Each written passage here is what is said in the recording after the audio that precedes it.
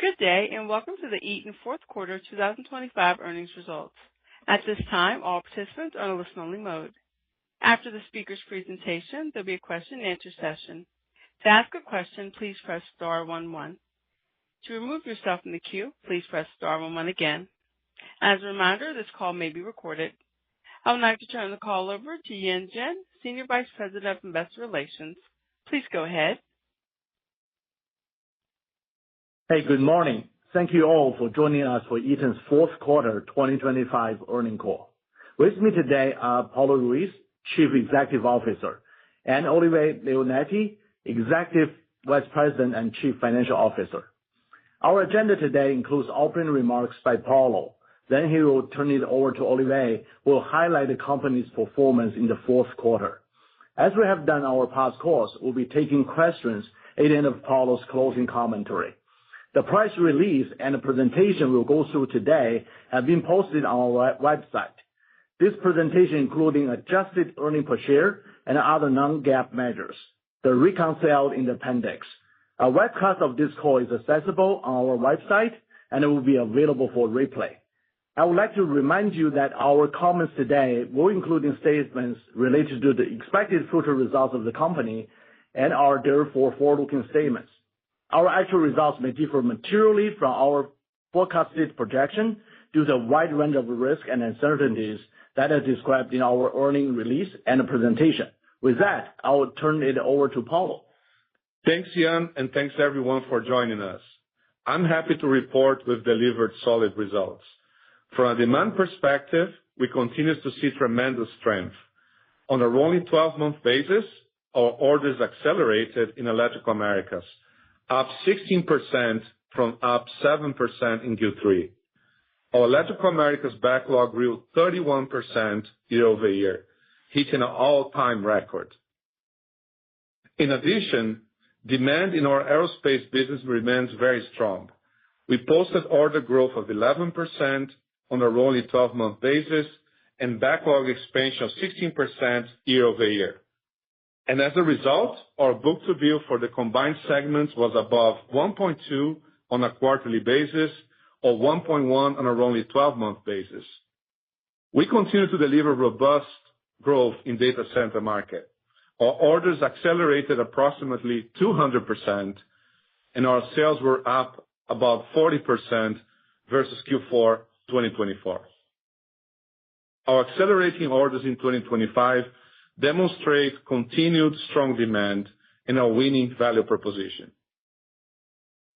Among the Q4 highlights, our adjusted earnings per share were up 18% versus prior year, and our segment margins of 24.9% hit a Q4 quarterly record, up 20 basis points year over year.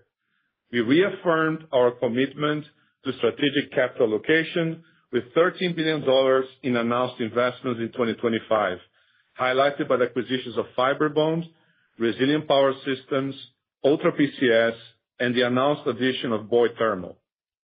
In addition to that, we announced our intent to spin off the mobility business into a separate publicly traded company, further strengthening our portfolio and our growth trajectory. Lastly, we delivered on our 2025 adjusted earnings commitment, and we are strongly positioned to outperform against 2026 guidance. Olivier and I will deep dive into Q4 and the 2026 outlook, but first, let's move to slide 4. We continue to drive Eaton forward with our bold strategy to lead, invest, and execute for growth. All three are designed to accelerate our growth and create sustained value for shareholders. Today, we will focus on invest and execute for growth, including our recent announcements to spin off our mobility business, and sharing progress on the actions we've taken to best position us to execute operationally in Electrical Americas, both exciting and meaningful to our strategy. So let's move to slide 5 and our intent to spin mobility. This is an exciting next step which will unlock greater long-term sustainable value for our teams, our customers, and shareholders for both of these world-class companies. The separation of mobility, including both our vehicle and e-mobility segments, builds on our track record and continues our work to reshape the company's portfolio. So, I want to share more today about what this move means for Eaton and mobility. Eaton will be even better positioned to capitalize on strong growth trends across electrical and aerospace markets. This will allow us to focus more sharply on these leading businesses that are powering strong revenue growth and margin expansion. For mobility, this move will allow the team to build on its strong leadership position in automotive and commercial vehicle markets. As a standalone public company, mobility will be the leading independent provider of engineered solutions to global vehicle, auto, and off-highway OEMs, with a strong portfolio and compelling organic growth prospects. Turning to slide 6, as a standalone business with approximately $3 billion in revenue, mobility is leading scale provider engineering solutions that creates, distributes, and optimizes power for all types of vehicles and propulsion systems. It focuses on safety-critical components and systems on automotive and commercial vehicles. The mobility team has built a reputation that is highly valued in the market and recognized as a true innovation partner to its customers. We expect mobility to benefit from increased strategic focus to drive a more optimized capital allocation strategy, which will allow for more flexibility to pursue additional growth opportunities in the markets where it's best positioned. Now turning to slide 7. The mobility spin is the right move at the right time. The decision to separate Eaton and mobility underscores our bold 2030 strategy to lead, invest, and execute for growth. This transaction will sharpen our strategic focus and optimize the portfolio. It will provide Eaton with improved agility and flexibility to meet the moment of generational growth. And we'll be able to advance our growth strategy by prioritizing capital on higher growth, higher margin markets with more earnings consistency. It will enable both companies to unlock greater value through fast decision-making and more tailored capital allocation. This separation builds on our strong track record of value creation and portfolio transformation and follows the divestitures of lighting in 2020 and hydraulics in 2021. We expect it to be immediately accretive to organic growth rate and operating margin. As we work to integrate Ultra PCS and close Boyd Thermal, I'm confident that separating mobility will position both companies to sharpen their focus to drive long-term value. Moving to Electrical Americas on slide 8, here's a quick update on mega projects, which we'll do annually moving forward. There's a clear correlation between the acceleration of these projects and our future order growth. The mega project secular tailwind is one of the many reasons we are expanding capacity to invest and execute for growth. Trends remain very positive. Mega project backlog is up 30% year over year to $3 trillion, and now we are tracking 866 projects. Data centers continue to drive most of the growth, representing 54% of the year-to-date announcements. The rest is largely U.S. reshoring. Additionally, the U.S. Dodge data center construction backlog is now up to 11 years at the 2025 build rates, and the U.S. backlog stands at 206 gigawatts. The start rate for this project increased slightly to approximately 16%. And our mega project revenue grew more than 30% in 2025 over 2024. These large, long-cycle projects typically convert to revenue over 3 to 5 years and provide a durable long-term growth tailwind, a market that will be stronger for longer.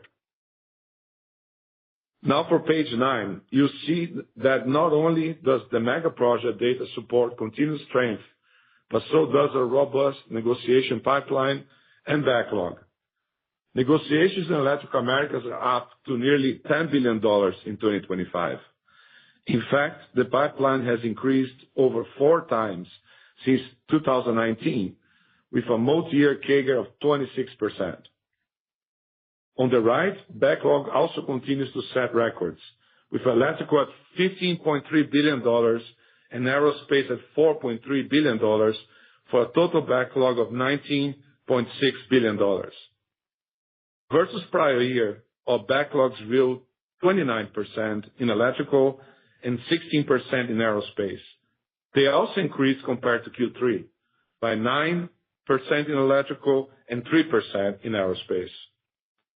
We are clearly experiencing extraordinary growth, and as a result, we have high level of confidence in our future demand and structurally higher organic growth rates through 2030. Turning to slide 10, let me share how we are accelerating our Execute for Growth strategy in Electrical Americas. Electrical Americas is seeing unprecedented demand with all-time high backlog and record order intake. It's a good challenge to have, and we are well positioned to meet it with our broad portfolio and strong engineering expertise. In response to this incredible demand environment, we've already announced investments around $1.5 billion to strategically expand capacity. At the same time, we are adapting quickly to our evolving customer landscape. We are partnering very closely with our customers to tailor solutions to their needs and deliver fast responses, including increasing our engineering velocity, scaling of the network of partners in our supply chain to ensure timely, reliable material availability across our operations. To meet this moment, we are ramping up quickly at never-before-seen pace. We are laser-focused on the critical sites that are driving the majority of our growth. We've assembled tiger teams with deep specialized expertise and deployed into our operations to accelerate focus. At Eaton, we have a strong operational track record of operational excellence across our businesses. We did this recently in our electrical global business to help us win larger power distribution projects and to grow margins.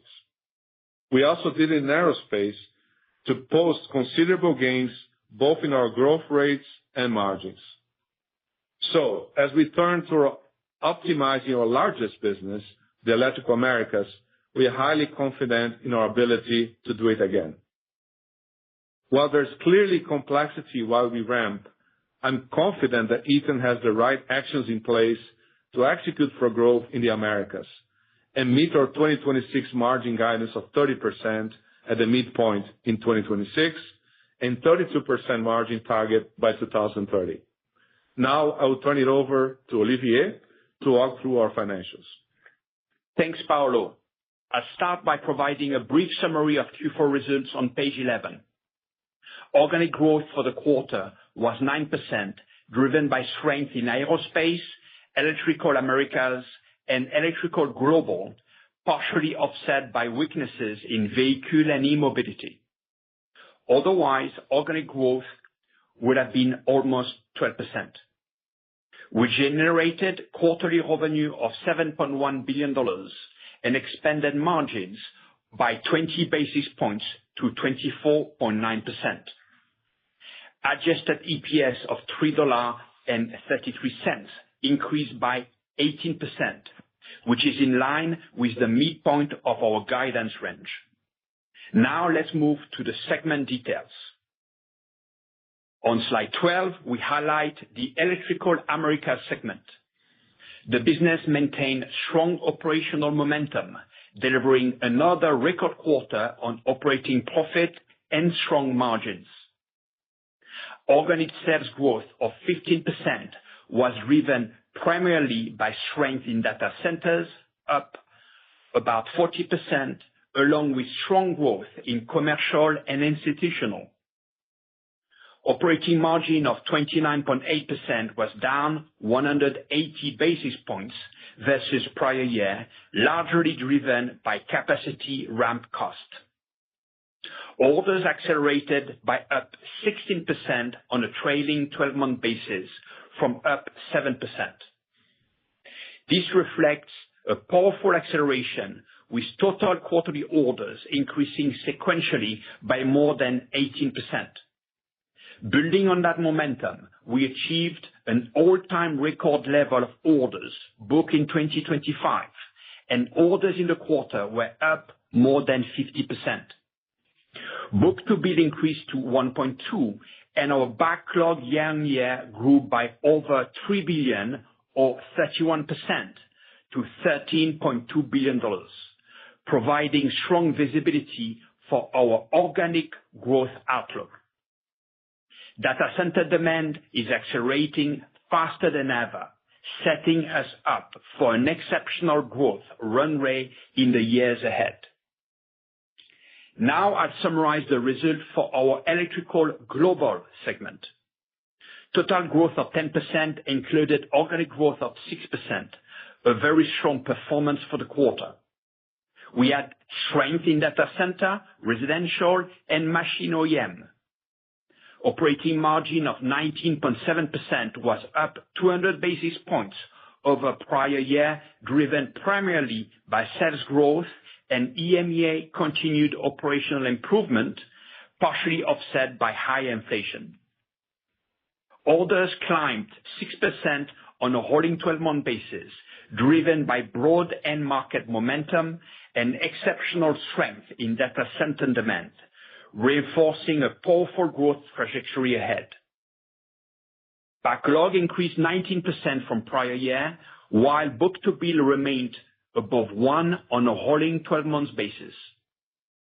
Before to move to our industrial businesses, I'd like to briefly recap the combined electrical segment's performance. For Q4, we posted organic growth of 12% and segment margin of 26.5%. On a rolling 12-month basis, orders accelerated to up 13%, and our book-to-bill ratio for our electrical sector remains over 1. This represents continued acceleration, with quarterly orders up sequentially by 10%. In the quarter, electrical sector orders were up by more than 40%. As a result, total electrical backlog increased 29% over prior year. With demand surging, we are energized by the significant growth opportunity ahead. Page 14 highlights our aerospace segment. Organic sales growth of 20% remained at a high level and resulted in quarterly record sales, with broad-based strength across all markets and particular strength in commercial OEM and defense aftermarket. Operating margin expanded by 120 basis points to 24.1%, driven primarily by sales growth. On a rolling 12-month basis, orders increased 11%, driven by defense OEM and aftermarket, up 11% and 13% respectively. On a two-year stack basis, trailing 12 months orders were up 21%. Our book-to-bill for our aerospace segment remains strong at 1.1 on a rolling 12-month basis, resulting in backlog increase of 16% year-over-year and 3% sequentially. We are excited to welcome the Ultra PCS team with the closing of the deal in January. Overall, aerospace delivered a strong Q4 and is poised for continued strength. Moving to our vehicle segment on page 15. In the quarter, the business declined by 13% on an organic basis, primarily driven by weaknesses in the North America truck and light vehicle markets. Margins are down 230 basis points year-over-year, primarily driven by lower sales. On page 16, we show results for our e-mobility business. Revenue decreased 15% from 17% lower organic, partially offset by 2% favorable FX. Operating profit was $10 million. Now, I will pass it back to Paulo to go over the remainder of the presentation. Thanks, Olivier. I want to take this opportunity to recognize Olivier's significant contributions to our company ahead of his leaving on April 1st 2026 as part of a planned transition. He has been a board director for 5 years and a valued member of the management team for 2 years, and he continues to help ensure a smooth transition. We wish him the best of luck when the time comes to leave Eaton. Merci, Olivier. Thank you. Shifting our attention ahead to 2026 on page 17, here's an update to our end market growth assumptions for the year. All in, this continues to equate to about 7% growth, and with some outgrowth is consistent with our 2030 organic growth CAGR of 6 to 9%. We've increased our expectation for commercial aerospace to strong double-digit growth from solid growth. We now expect residential market to be flat from slight growth. We continue to see many paths to sustainable growth, and we are confident in our end market positioning to deliver another differentiated year of growth. Moving to page 18, we summarize the 2026 revenue and margin guidance. Following a strong 2025, in which we posted 8% organic growth for the year, we expect the total company to be between 7 to 9% in 2026, with strength in Electrical Americas at 10% at the midpoint. For segment margins, our guidance range is 24.6 to 25%. That's up 30 basis points over 2025 at the midpoint, driven by improvements in each of our businesses. On the next page, we have the balance of our guidance for 2026 and Q1. For 2026, our adjusted EPS is expected to be between $13 and $13.50, $13.25 at the midpoint, and up 10% from 2025.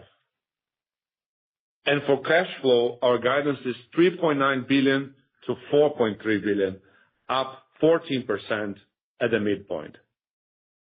As previously communicated, we do not plan to buy back shares in 2026 due to the pending Boyd deal, so we expect the share counts to remain relatively flat to prior year. We also provided guidance on this page for Q1, including organic growth of 5 to 7% and operating margins of 22.2 to 22.6%. As we scale capacity in our largest business, we're incurring higher than typical ramp-up costs to start the year, with improvement anticipated in each quarter.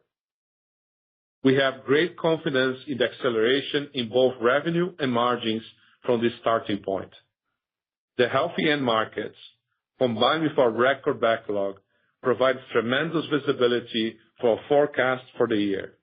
We have the best positioned portfolio, enabling us to be laser-focused on execution in 2026. I will close with a quick summary on page 20. We had a strong quarter where we delivered on our adjusted EPS commitment. They also included record revenue, record segment profit, and Q4 record for segment margins. The demand we are seeing is unprecedented and is reflected in the continued order acceleration and growing backlogs. Our strategy to lead, invest, and execute for growth is positioning us to capture generational demand and deliver lasting value for our shareholders. We are leaning into a higher growth, higher margin businesses for better earnings consistency, and we see this as an inflection point for a new growth story. Bottom line, as we head into 2026 and beyond, we are moving forward with strong demand momentum, and we have exceptional confidence in the setup and our capabilities for sustainable growth. We see an exciting runway in front of us with our strongest days still ahead.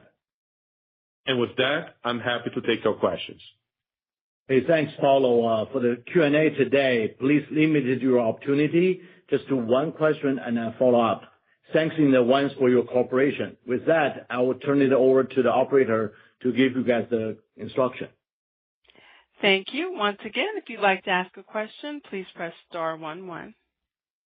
And our first question comes from Andrew Obin with Bank of America. Your line is open. Yes, good morning. Can you hear me? Yes. Good morning, Andrew. Morning. Yeah, good morning. And Olivier, thank you for all the help over the years. Thanks so much. Thank you, Andrew. My first question would be just, to give, obviously very strong order number, but maybe give us more context as to what gives you confidence in double-digit growth in data center markets in 26 and beyond. Yeah, thanks, Andrew. I think this is top of mind for everyone. So let me elaborate on this.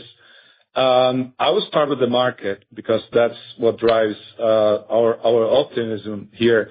We're extremely confident when we look at the indicators from the market. Announcements on the industry were up over 200% year-over-year in 2025.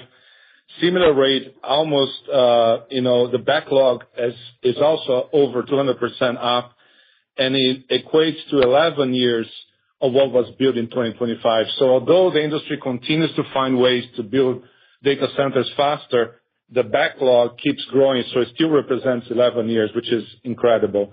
And the kickoffs, so the project starts, were also up almost 100% year-over-year. So the market is very, very strong. You probably noticed on recent news from the hyperscalers that they reconfirmed their CapEx plans for 2026. This is also great news that support these projects. Multi-tenant and new cloud players, they are so active, never seen them so active as they are today. If I'm to summarize the market picture here, lots of strength, and these projects will take years to complete. So that's what gives us the optimism in the future.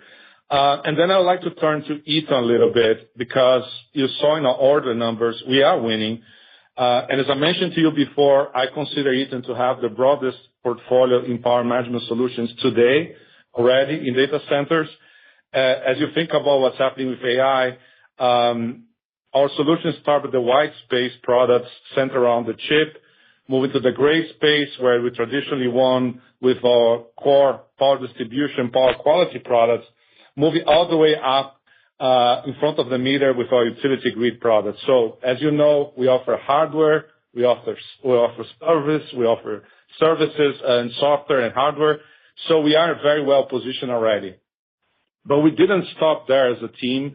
We decided to invest both organically and inorganically in this very growing market. So examples of organic investments are our capacity plans to ramp up our factories, as we're going to discuss surely later as well. We also invest in front-end resources, and we also invest in innovative technologies. Those are the innovative investments we have. We also have deployed capital, as you know, and we deployed capital to grow inorganically as well. So resilient power accelerates our future towards this direct current technology. The acquisition of Fibrebond has been very successful with models built out for the data centers. And the announced acquisition of Boyd, which is, it's even faster growing part of the market, which is the liquid cooling. So with all that in mind, and using the Q4 data as a proof point, our Electrical Americas orders grew 200%, and our orders in Europe grew almost 80% year-over-year. So that proves that not only, Andrew, the market is strong, but our strategy is working. The value proposition we have is resonating with customers, and also indicates that we're going to be ready for the future of this industry to lead the future as a company. So we are very bullish about the data center market. And maybe a follow-up question, as you alluded to, there has been a lot of chatter on liquid cooling and technology trends over the last few months. Paolo, what do you think about recent market developments? Thanks, Andrew. I will say this to everyone. I think news on cooling will be out every month. We just need to get used to it, right? People talk about new technology developments, new wings, and it's a fast-growing market, which is rather fascinating. So that justifies the excitement. I will only get started by pointing out, I just talked about how important the data center market is for us in the industry, and remind that the liquid cooling portion of this market is growing at even faster pace than the average of the business, which is already fascinating. And also said last quarter to everyone that with AI loads increasing, the white space become much, much more interesting for Eaton, not only with our traditional solutions in terms of power protection and power quality, but also if you look at cooling, which is also very important. We believe in the synergies, commercial and technical synergies of these two technologies in the white space. So this is an exciting development. I'm going to make a short reminder to everyone why we chose Boyd to be, the acquisition on this field. I consider they have very similar approach as Eaton. They lead with technology. They lead with innovation. They are market leader on their space with global footprint and the best engineering team. So whatever happens in this market, when you have a group of engineers, there are 500 of them and 500 of the best in the industry, you can figure out ways to win today and in the future. And to give you a sense of the development of this market for us, I said before that with AI loads, our dollars per megawatt of accessible market are growing. So today we are already at $2.9 million per megawatt with our current portfolio. And after the Boyd acquisition, when the Boyd acquisition is completed, this accessible market will be increased to $3.4 million per megawatt. So it's really exciting to see that development. Now, to your question specifically on what to expect from the latest NVIDIA announcement as a good example for cooling, I'll try to help everyone here to visualize the system in simple terms.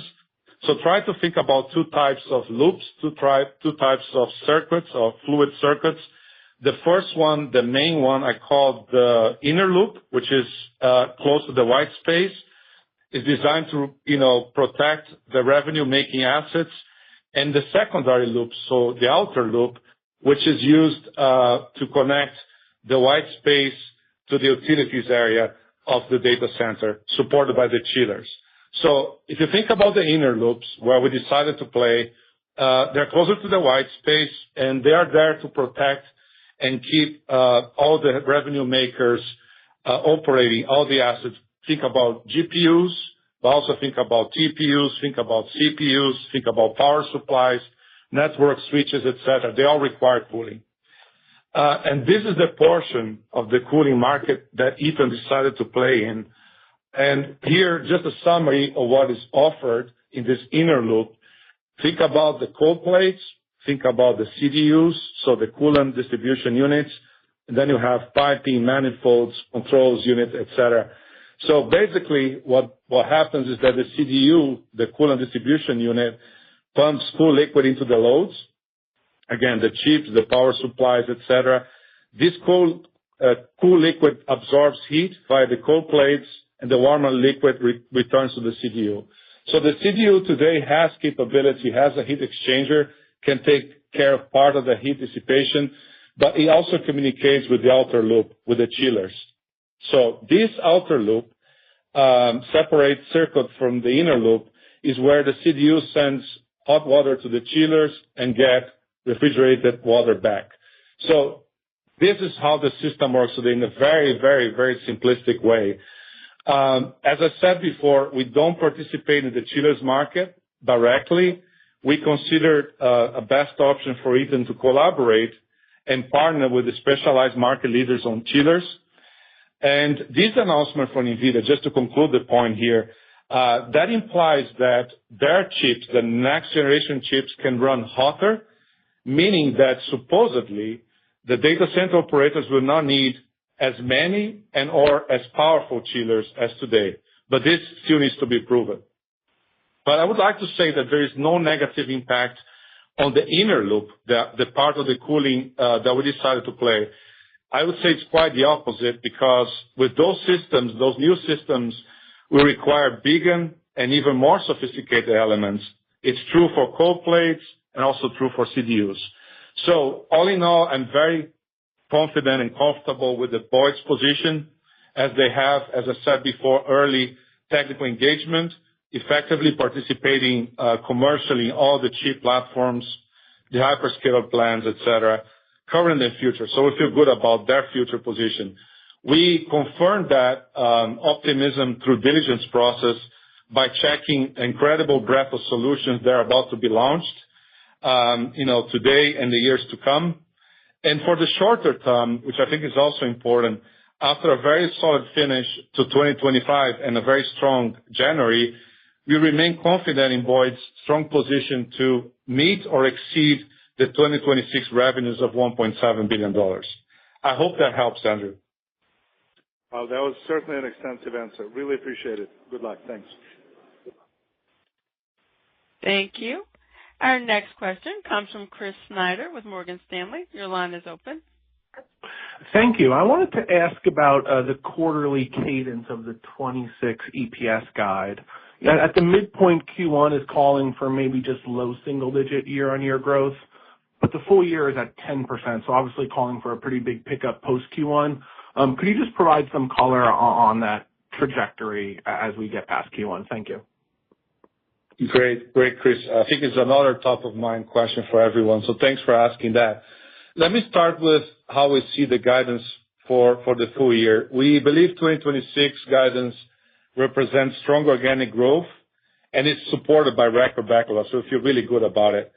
In terms of margins, we continue to expand segment margin while we absorb all these ramp-up costs, and we continue to deliver what I consider industry-leading margins. As you saw, we keep winning orders, and we are preparing ourselves for the next wave of this differentiated growth and margin expansion cycle. And if you compare our guidance with our models that I saw from most of you, I think above the line, we are pretty much on dot in terms of segment margin and top line. Below the line, I see some differences with most of the models outside. I see higher interest expense year over year, and this is due to the acquisition of Ultra PCS and the finance of Fibrebond. And we also, the second item is that we plan to keep our share count flat as we decided to temporarily suspend the share buyback as we invest in our business. So those are the two differences for the full year. In terms of the splits, to the core of your question, first and second half split, we expect roughly 44% of the EPS come in the first half and around 56% in the second half. When I look at the historical averages of the business for the last 10 years, first half has been 47% and the second half 53%. So these 3 points difference can be easily explained by two main reasons. Tax rate takes care of 2 of the 3 points. We see a higher tax rate in the first half of 20 to 21% versus 16 to 17% tax in the second half. So that's the biggest difference here. And then the Electrical Americas ramp is the explanation for the other point, given the extensive headcount additions and depreciation costs we're going to have in the first half, especially in Q1. So the way to think about it, our guidance fully absorbs these ramp-up costs, and I believe we have a high degree of confidence, I want to say, in our focus for the year. The way to think about it is that we set realistic expectations, which we aim to beat. Thank you, Paulo. I really appreciate that. And if I could follow up on some of the capacity expansion plans in the Americas. So, obviously a pretty massive undertaking. And, just since this is something that the company really hasn't had to do for a long period of time, I would be interested, has there been any challenges that have come through, related to the capacity expansion? And do you have line of sight to that capacity coming online? And just kind of really trying to figure out, when do you think this capacity expansion turns from a headwind for the company to a tailwind for the company? Thank you. Yeah, another top-of-mind question.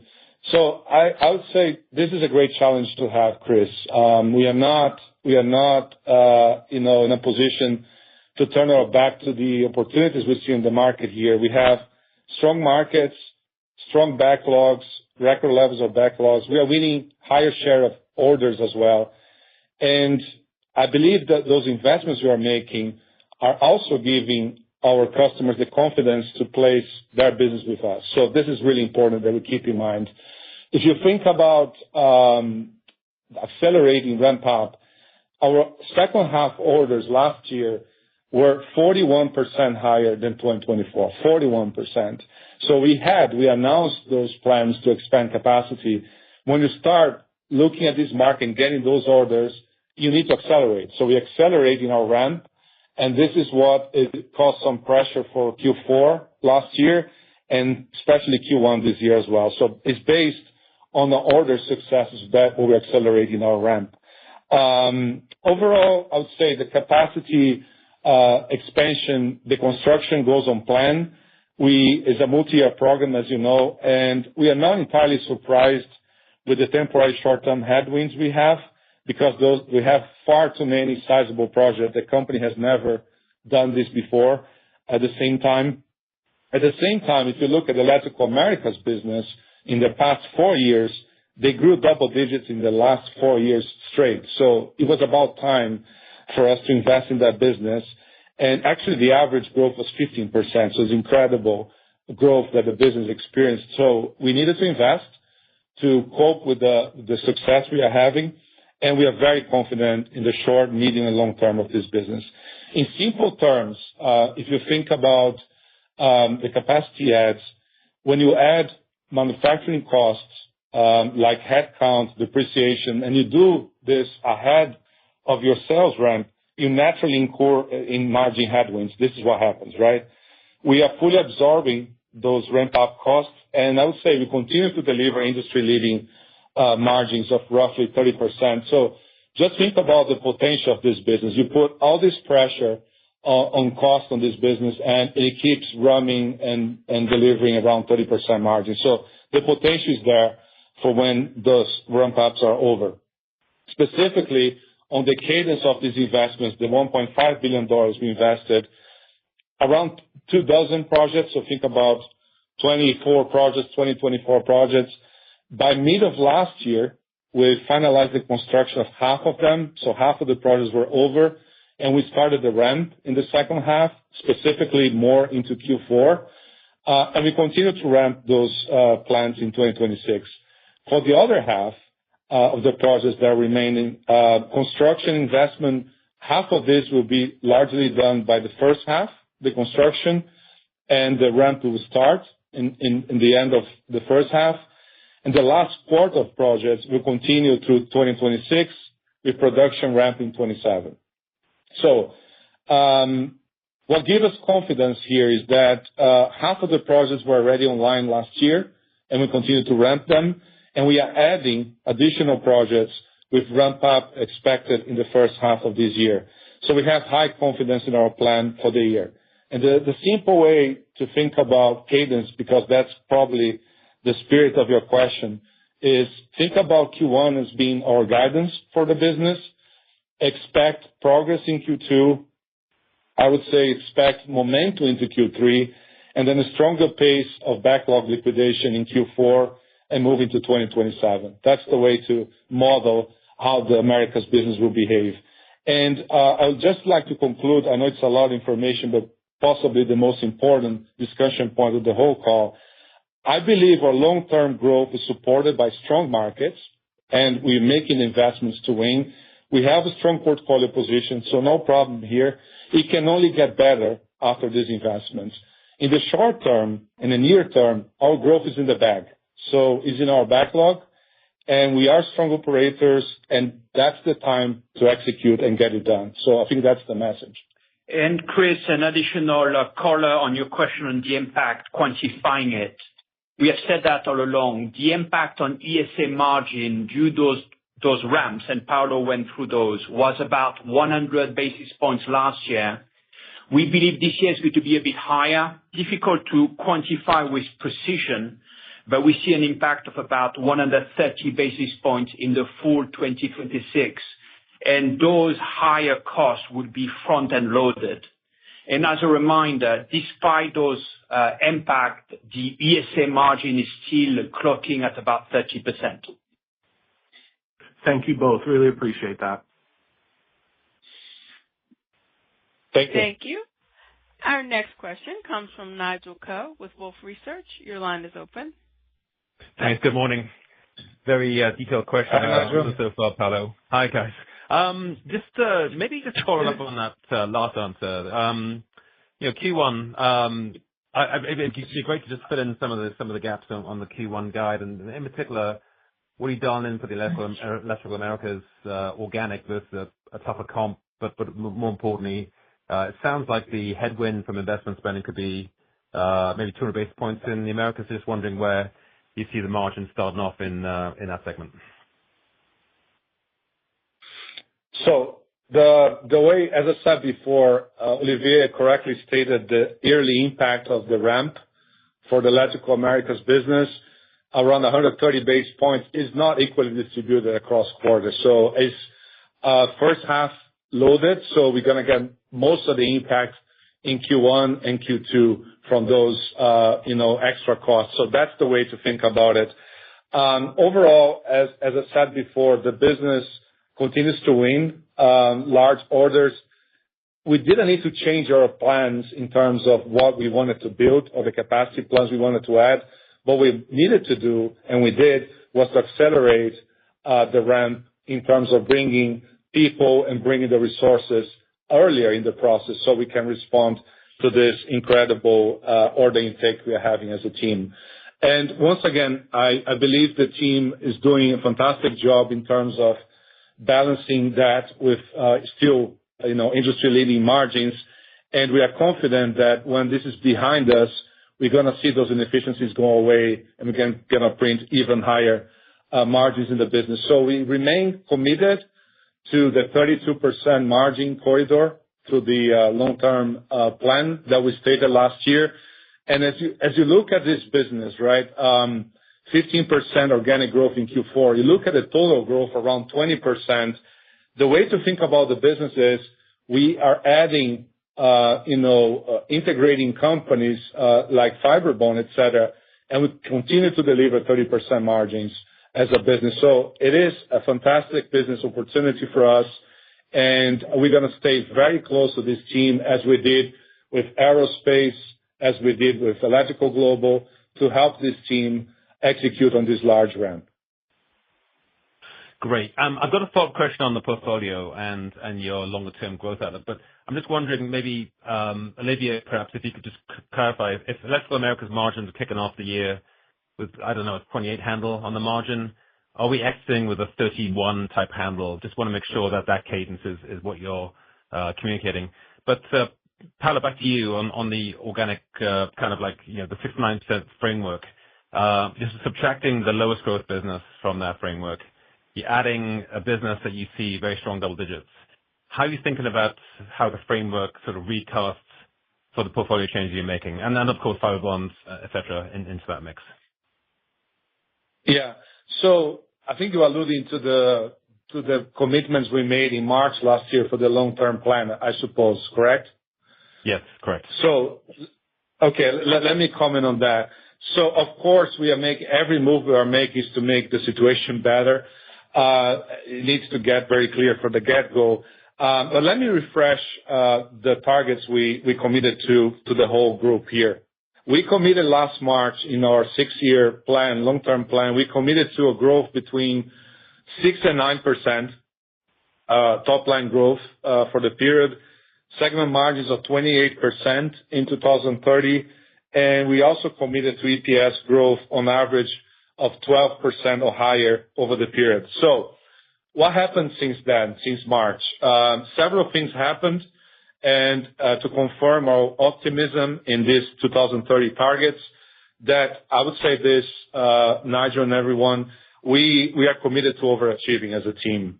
There is upside. I'll be honest, there is upside to the plan. At the same time, as a group, we want to be conservative, so we want to beat and raise over time on the expectations. And I'd like to give you now a balanced view of where we stand now versus the commitments we made. So first, I'll look at the upside. If you look at the upside on this business, the first big upside is not necessarily on the portfolio per se, but it's that I baked only half of the data center forecast growth from the industry into my original plan. So back then, the industry forecasts were around 33% growth on data center for the period. I included only 17% in our numbers. So this is by far the biggest positive we have. If you look at how we performed in 2025, we are growing at much faster pace than that. So we grew at 44%, the business being 49% in Americas and 36% in global. So not only we are ahead of the 33% market growth, but we are much ahead of the 17% I consider. So this is one very positive upside to keep in mind. The second one is the one that you mentioned, is around the portfolio, because the long-term plan we shared with you transparently, we said, did not include any inorganic benefits. So since then, we closed the acquisition of Resilient Power, Fibrebond, Ultra PCS, and soon we'll close Boyd. And we also announced last week the spin-off of Mobility. I would say there's none of those measures were part of this long-term plan, and all those moves, no exception, are accretive to top-line growth rates and margins. So again, another big upside to the long-term plan. Now I'm gonna allude to the other side, which is to be more cautious and prudent, right? It's a 6-year plan. We just concluded 1 year. So I believe we need to be cautious and prudent as a team. And I'm still observing the short cycle businesses. We believe they have bottomed out right now, which is good. Some green shoots here. That includes resi, machine OEM, and even mobility markets, hopefully. And it's also true that our exposure to those markets, a share of the total company, is decreasing over time. But we need to watch these markets closely. So momentary improvement is encouraging, but no clear positive trend yet. We also mastered other things that were not in the plan. Just think about tariffs in 2025. This was not part of the plan. We mastered that pretty well. So all in all, I would say this, there is clear upside to the plan. We are prudent. We think it's too early to provide new targets for 2030. We plan to refresh those targets as soon as most of these portfolio moves are concluded. And I'll tell you, we don't plan to have an investor day in 2026 because we want to focus to execute on this large ramp, on strong backlog we have, and we also want to make progress on our acquisitions and the spin-off. So that's a balanced view on the future. Positive on for sure, but cautious because of 6-year plan. Thanks, Paulo. Cheers. Thank you. Thank you. And our next question comes from Nicole DeBlase with Deutsche Bank. Your line is open. Yeah, thanks. Good morning, guys. Hi, Nicole. Hello. Just wanted to circle back on margins. Sorry, there's been a lot of questions on this already, but there's a pretty big sequential step down embedded in the first quarter versus what you did in 4Q. And I think normally margins are down more like 60 basis points sequentially. You obviously have a lot more than that in the guide. Is that all attributable to what's happening with Electrical Americas capacity ramp? And just confirm that the investments and the inefficiencies are stepping up that much sequentially relative to 4Q. Yeah, so you are in the ballpark, right, Nicole. So it is mostly related to the Electrical Americas ramp, for sure. And as we said before, it's not equally distributed across the year. So we're taking most of that hit in Q4. If you think about the whole program in terms of expanding plants, it doesn't finish with the year end. So the most pressure we'll get was Q4 last year, Q1 26, and starts to ease up in other quarters towards the end of the year. So that's the good way to model the sequence here. Okay, understood. And then just going back to the Electrical Americas order trends, you gave the 200% growth for data centers. Can you just talk through a little bit of what you saw in the non-data center verticals this quarter? Thank you. Yeah, absolutely. So we talked extensively about utilities as well. We believe in this long-term potential for this business, given everything that's happening with, electrification, data center build out, and also resilience and grid hardening. So this is a good business. We saw, for orders, we had momentum in this utility business. On a 12-month basis, our Electrical Americas order were up low teens, so also very strong orders for utilities. And our electrical global orders were up mid-single digits as well on a 12-month basis. So sales were up in Electrical Americas in the year mid-single digits, and Electrical Global up 10%. So good performance here. We talked extensively about data centers. I'm not going to repeat. The data here is a fantastic story, not only in Electrical Americas, but also in Global. But then I'd like to talk about aerospace as well, because I rarely get a question on aerospace.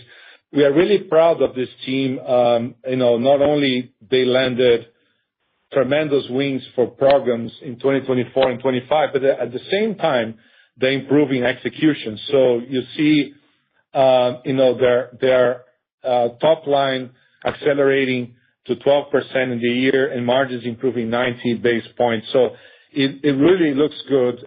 We had a good surprise in 2025, which was the aftermarket pickup was really good. We might get that surprise again in 2026, but the market is good as well. And my last comment is just, we can deep dive in any of those segments you guys feel like, but just a short comment on short cycle again. I said we are encouraged by the latest view. We consider this to be green shoots on the market. It's inflecting positively in global, and we expect it's going to inflect positively as well in Americas, including for resi in the future. We're just cautious here, right? As we move into the year with guidance we can beat and raise. Thanks, Paolo. I'll pass it on. Thank you. Thank you. Our next question comes from Deane Dray with RBC Capital Markets. Your line is open. Thank you. Good morning, everyone. I wanted to circle back on the. Hey, good morning. Circle back on the data center order mix, and you can either give it for 4Q or for the year. Just be interested in directionally, how much is hyperscale as a percent of your orders versus colo and enterprise? And are you being asked to do more of these 5-year supply agreements as your backlog extends? Okay, great question. I would say this. I'm very, very happy and proud that the team managed to create an environment where we have multiple customers in data centers that are important to us. Some years ago, we had a couple of hyperscalers that carried most of the weight. Today, we are very well positioned with all hyperscalers and the key multi-tenants, so much more balanced approach. That's also part of the secret sauce why we are winning larger orders versus other companies, because we are exposed, we are servicing them well, and we are investing capacity. So I don't want to give you a breakdown there because we make this very much a much more balanced mix of customers, which I love. The other part of your question, if I'm getting this correctly, I can give a data point. In the past, most of our orders and revenues came from cloud versus AI. What we saw in 2025 in terms of our orders, to give you some sense of the transition here, we already saw the orders in 2025 were 50-50. So 50% of our orders were cloud-based data center growth. The other half were AI, which is actually helps us. If you remember what I said 10, 15 minutes ago, our dollar per megawatt content increases with AI load, so we welcome that change and that shift. Looking at our revenues for 2025, is still most of the revenues were cloud-based. So 70% were cloud, 30% were AI, but AI is growing, as you can see in the order mix, which is great for Eaton. That's really helpful. Just to clarify, there had been discussion a year ago about Eaton being asked to do more 5-year supply agreements with these hyperscale players, and these are very profitable supply links. But just where does that stand? Have you been signing any more to those? And then just my follow-up question was, where does Eaton stand on the 800-volt DC transition? Okay. So on the multi-year part, we don't see that dynamic any longer, to be very transparent with you. This happened some years ago where customers are buying on a panic to guarantee capacity. We've been investing on capacity, so the orders we are getting now are to be delivered in between 12 and 18 months. That's it. That's the way to think about it. So no one is pre-booking or pre-ordering capacity that they see for the future. And the 800 volt? 800 volt, we are leading the technology here with resilient power. We are working with authorities to create codes so we can commercialize the technology, and we have a seat on the table to define those codes together with the industry leaders. But we are ready. We are ready to make that shift, and we want to partner not only with the chip manufacturers but also with the hyperscalers, and we are partnering with them to design their new setups. Thank you. Hey, good. Thanks, guys. We have reached to the end of our call. We do appreciate everybody's question. As always, the IR team will be available to address your follow-up questions. Thanks for joining us, and have a great day. Thank you for your participation. You may now disconnect.